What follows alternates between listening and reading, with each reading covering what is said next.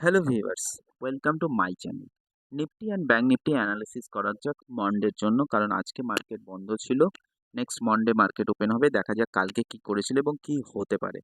Last day আবার একটা bank Nifty Nifty কিছুটা উপরে উঠে, যেটা বলেছিলাম 623,000 840 এখন রেজিস্ট্যান্সের কাজ করছে।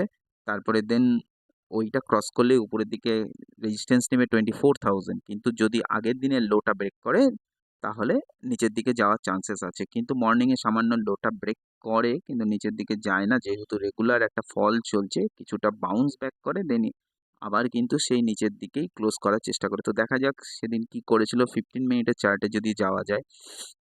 তো মর্নিংয়ে কি করেছিল দেখা যাক।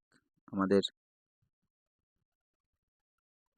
এই যে আগের দিনের লো ছিল এইটা 23,500-এর কাছে, ফার্স্ট 15 মিনিটেই সেই লোটা সামান্যভাবে ব্রেক করে আবার একটা জার্ক দিয়ে 28, এই রেঞ্জটা বলেছিলাম 23,670 থেকে 80 এই রেঞ্জে যায়। এখানে একটা রেজিস্ট্যান্স, কারণ এখানে টাইম কাটানোর পরেই নিচের দিকে ব্রেক করেছিল, তাই এই জায়গাটা এখন স্ট্রং রেজিস্ট্যান্স আছে, সেলাররা অ্যাক্টিভ আছে, এখানে যায় এবং দিয়ে আবার শার্প ফল করে সারাদিন এক্সপায়ারি একটা রেঞ্জের মধ্যেই কাটায়। এখন দেখার বিষয় হলো এর পরের দিন কি হতে পারে। মন্ডে যদি এই রেঞ্জটাকে ব্রেক করতে পারে 560, 23,566কে ব্রেক করলে আবার সেই একই লেভেল যাবে 23,650-র মতো, বা 50 থেকে 70 রেঞ্জে যাবে।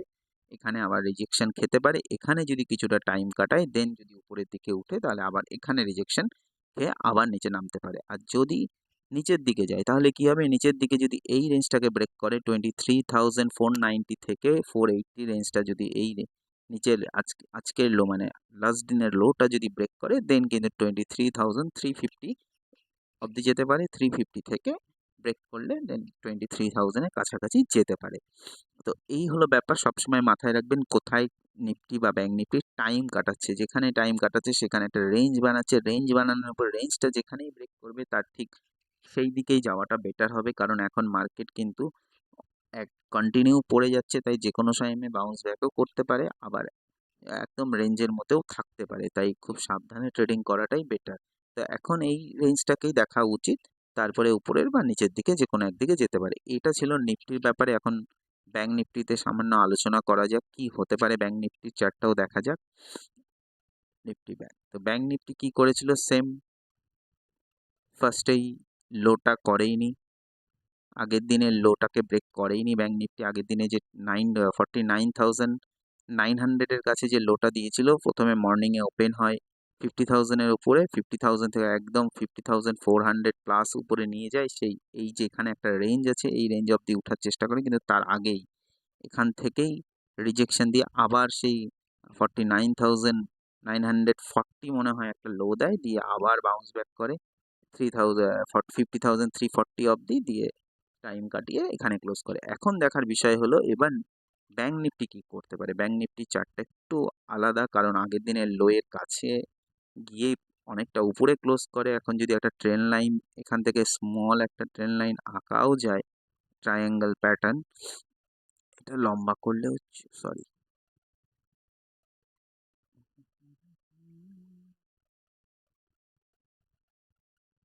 মিনিট, মোটামুটি এই ট্রেন লাইনটা যদি ফলো করা যায়, এর উপরে যদি যায় তো মোটামুটি এই অবধি যেতে পারে 50,500। এর উপরে যদি এই 50,000 এই রেঞ্জটাতে যেতে পারে, এবং এই রেঞ্জটা যদি ব্রেক করে দেন এখানে একটা রিজেকশন খাবে 50,800-এর কাছাকাছি।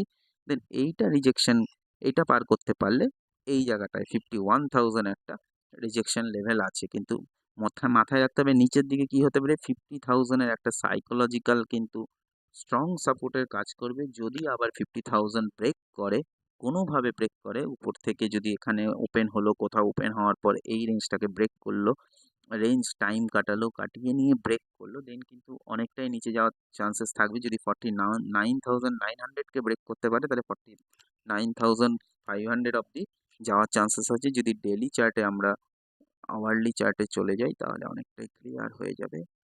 এখন আচ্ছা, ডেলি চার্ট, এই যে দেখুন, এটাকে এখন ডিলিট করে দেই।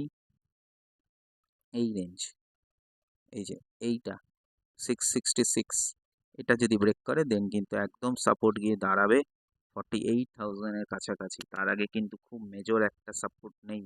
এই যে এই রেঞ্জটাকে কিন্তু অনেক দিন ধরে ধরে রাখার চেষ্টা চলেছে। এইটা ব্রেক করলে কিন্তু বড়সড় একটা নেগেটিভ প্যাটার্ন তৈরি হতে পারে। একদম বড় একটা মোটামুটি 1500 পয়েন্টের একটা ডাউন মুভমেন্টও আসতে পারে। উপরের দিকে কখন উঠবে? যখন এই রেঞ্জের উপরে স্টে করবে দেন কিন্তু এই অবধি যাওয়ার চান্সেস থাকবে। এই রেঞ্জ থেকে এই রেঞ্জ অবধি যাওয়ার চান্সেস থাকবে। ধন্যবাদ।